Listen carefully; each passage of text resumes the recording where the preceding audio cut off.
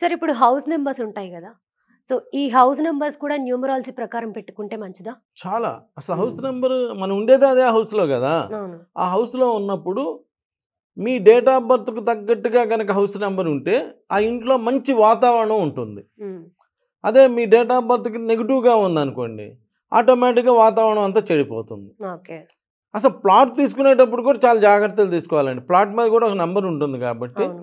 అది మన date of బర్త్‌కి, మన మిసెస్ డేట్ ఆఫ్ బర్త్‌కి, మన పిల్లల డేట్ ఆఫ్ బర్త్‌కి అనుకూలంగా ఉందా లేదా చూసుకోవాలి. హ్మ్. అందరికి అనుకూలంగా కుదరాలి అంటే కుదిరేటట్టు తీసుకోవాలి.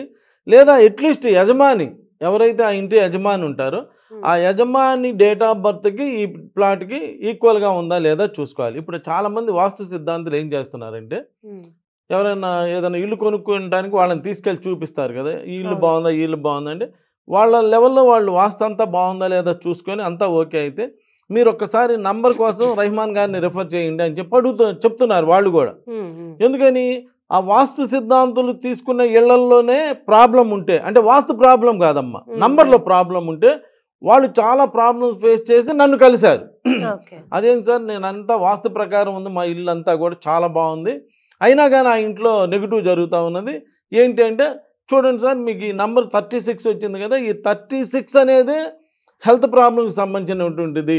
లేదా గొడవలకి సంబంధించింది. హ్మ్. లేదా యాక్సిడెంట్స్‌కి సంబంధించి 3663 రివర్స్ నంబరు. హ్మ్. అందువల్ల మీకు ఇబ్బంది జరుగుతుందని చెప్పి, వాళ్ళ డేట్ ఆఫ్ బర్త్ తగ్గట్టుగా సపోజ్ వాళ్ళ డేట్ ఆఫ్ బర్త్ 1 అనుకోమ్మా. ఓకే. 36 అంటే 9 అయింది కదా! అవును. 36 పక్కన ఒక 1 పెట్టించామనుకోండి. ఇళ్ళ హ్మ్. నంబర్ మీద. హ్మ్. ఇంటి నంబర్ 36 ఉన్నది. 36 ఏ అని పెట్టామనుకోండి. ఏ అంటే 1. హుహు. హ్మ్. లేదు 1 పెట్టామనుకో. అప్పుడేమైంది 1 అయిపోయింది కదా! అప్పుడు మళ్ళీ ఆ ఇంటి వాతావరణం మారిపోతుంది. ఓకే. ఆహా! మీరిప్పుడు డైరెక్ట్‌గా కెమెరా తీసుకొని మా ఆఫీస్‌కొస్తే, హ్మ్. హ్మ్. మా ఆఫీసుకి మాది రెంట్ బిల్డింగ్. హ్మ్. రెంట్ బిల్డింగ్‌కి ఒక నంబర్ ఇప్పుడు ఆ నంబరు ఏదుందో అది తీసుకున్నాం. అవును. మరి ఆ నంబర్ బాలేదు. మాకు మ్యాచ్ కాలేదు. హ్మ్. మ్యాచ్ కాలేదని చెప్పి ఆ ఇల్లు ఖాళీ చేయాలంటే కుదరదు కదా! హ్మ్. అందుకని మా దగ్గర బోర్డే రాంగానే మీకు కనిపిస్తది. ఆ హౌస్ నంబర్ పక్కన ఒక స్టిక్కర్ అంటించి ఉన్నాం. ఓకే. ఆ! ఆ స్టిక్కర్ అంటిస్తే ఆటోమేటిక్‌గా దాని యొక్క ప్రభావం తగ్గిపోతుందనమాట. అంటే చిన్న చిన్న మార్పులు. హ్మ్. డాక్టర్ దగ్గరికి వెళ్ళంగాల్నే నాకు 105 జ్వరం అండి అని చెప్పి వెళ్ళంగాల్నే 105 కదా అని చెప్పి ఏం చేయరు. ఒక టాబ్లెట్ ఏస్తాడు. అవును. ఆ టాబ్లెట్ ఏయంగానే మళ్ళీ నార్మల్ అయిపోతుంది. హ్మ్. అలానే మనకి నెగెటివ్ ఉంది కదా అని చెప్పి మనమేమి గాబరా పడాల్సిన అవసరం ఇంకోటో లేదు. చిన్న మార్పు చేసేసుకుంటే హ్మ్. ఆటోమేటిక్‌గా ఆ ఇంట్లో ఇది ఏర్పడుతుంది. హ్మ్. ఇప్పుడు ముస్లిమ్స్ కూడా ఎంత వాళ్ళు కూడా ఇయన్నీ చాలా ఫాలో అవుతున్నారు. ఏ నంబర్ వాడుకోవాలి, ఏంటి అనేటువంటిది చాలా జాగ్రత్తగా ఆళ్ళు క్రిస్టియన్స్ అయినా, ముస్లిమ్స్ అయినా ఎవరైనా కూడా చాలా జాగ్రత్తలు ఫాలో అవుతా హ్మ్. ఒక బ్యాటరీ వర్క్స్ అని చెప్పి ఒక షాప్ ఉంది. అస్సలు నడవటం లేదంట. చాలా ప్రాబ్లమ్‌లో ఉంటే నా దగ్గరికొస్తే ఆ నంబర్ ఎంతండి అని చెప్తే ఫలానా నంబర్ అండి అని చెప్పారు. అది ఒక నెగెటివ్ నంబర్‌లో ఉంది. హ్మ్. వాళ్ళ డేట్ ఆఫ్ బర్త్‌కి మ్యాచ్ కానీ ఒక నెగెటివ్ నంబర్‌లో ఉన్నది. అప్పుడు వాళ్ళ డేట్ ఆఫ్ బర్త్‌కి తగ్గట్టుగా నంబర్ మార్చాను. జస్ట్ హ్మ్. ఒక స్టిక్కర్ అంటించాం.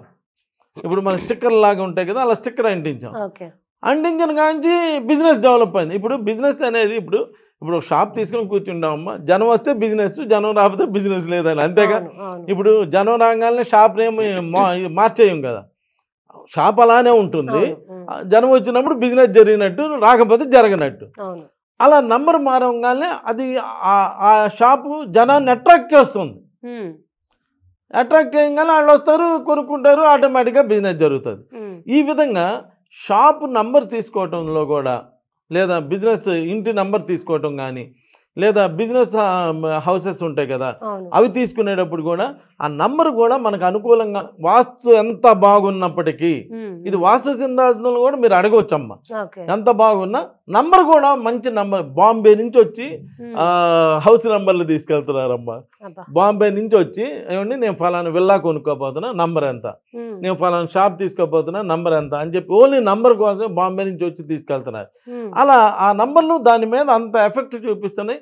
చాలా చాలా బావుంటున్నాయి. హ్మ్. ఇక్కడ మీకు ఇంకో చిన్న విషయం ఏంటంటే, ఏదన్నా షాప్ బిజినెస్ చేసేటప్పుడు వాళ్ళు కూర్చున్న ఫేస్ గూడా వెరీ ఇంపార్టెంట్ అమ్మా. అవును. అందరూ తూర్పు మంచిది కదా అని చెప్పి అందరూ తూర్పు కూర్చుంటే ఆ తూర్పు అందరికీ మంచిది కాదు. హ్మ్. హ్మ్. 6వ తారీఖు పుట్టినవాడు తూర్పులో కూర్చుంటే బిజినెస్ అప్ అండ్ డౌన్స్ అవుతానే ఉంటది. అంటే బాగా జరగొచ్చు, మళ్ళీ డౌన్ అవ్వచ్చు. ఓకే. ఆ ఆ దిక్కు హ్మ్.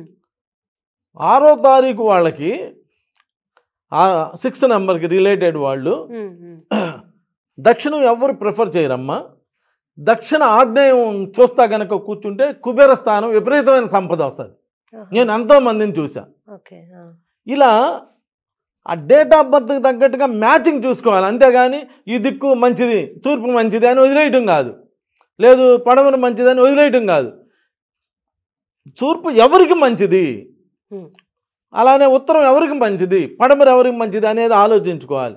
ఇప్పుడు బిజినెస్ నడవటం లేదని చెప్పి ఎవరైనా ఒక సంస్థ వాళ్ళు ఇబ్బంది పడుతుంటే వాళ్ళ యొక్క డేట్ ఆఫ్ బర్త్ చూసి ఆయన కూర్చున్నటువంటి సీట్ ఇటు సపోజ్ తూర్పుకు కూర్చున్నాడు అనుకోండి, అలా కాకుండా కొంచెం టర్న్ చేసి ఉత్తరానికి అదే దీన్ని మారిస్తే బిజినెస్లు డెవలప్ అయిన వాళ్ళు చాలామంది ఉన్నారు.